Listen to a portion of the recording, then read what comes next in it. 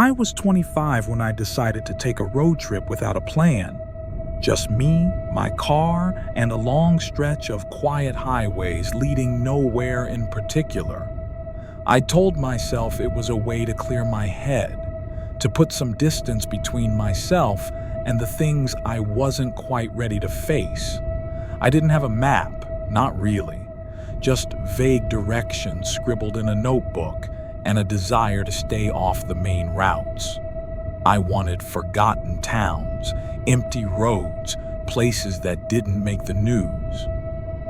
It was the third night when I came across the motel, one of those places tucked just off the shoulder, with a faded sign and no lights except for the ones that buzzed above the office window.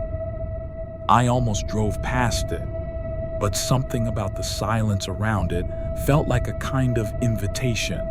The man behind the counter didn't say much, just slid a key across the desk and mumbled something about the ice machine being broken. Room 5 down the hall, first door on the left. Everything smelled faintly of damp carpet and old soap, but it wasn't the worst place I'd stayed. I slept without dreaming, the kind of sleep that feels like being temporarily erased, and woke up to birdsong I couldn't see through the fogged window. It was still early, barely light outside, and the hallway was quiet when I stepped out. That's when I first noticed it. The door across from mine had no number, just a pale wood surface, flat and blank. The night before, I could have sworn it had been labeled Room 6. I paused for a second, but told myself I'd remembered wrong. And when I came back from the vending machine, the number was there, painted in worn gold like it had always been. I laughed a little, maybe out of nerves, or maybe just to fill the silence.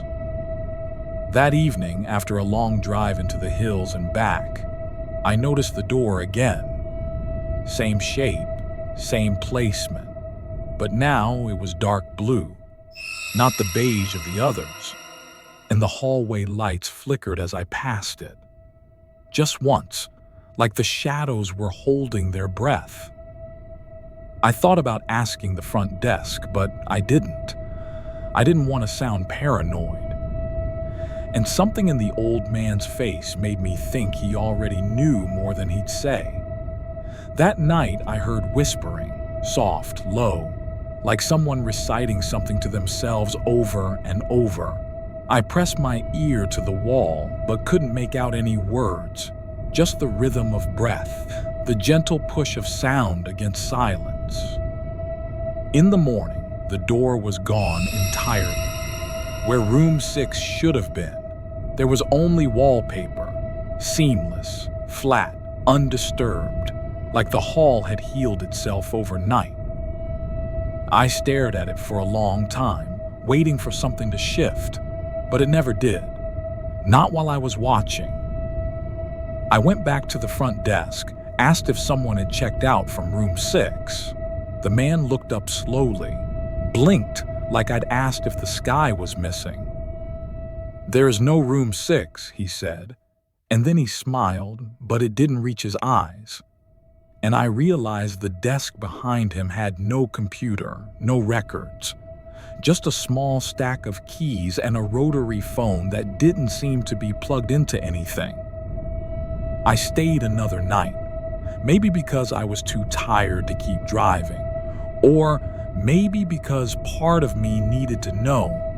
When I walked past the space where the door had been, it was back.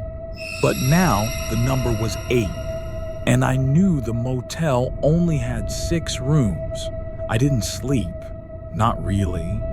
I lay in bed with the lights off, staring at the ceiling, listening for something.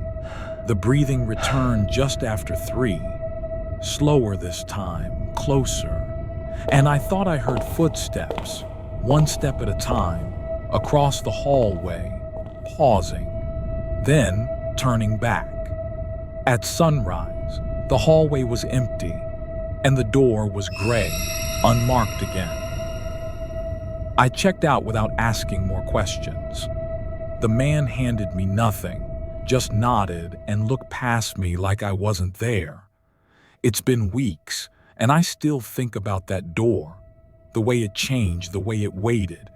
Sometimes I dream I'm back in that hallway, walking past it again and again, each time the number a little different, the paint a little darker, the sound from behind it a little louder. And sometimes, when I wake up too early, just before light breaks through the blinds, I swear I can still hear that breathing, somewhere just outside my door.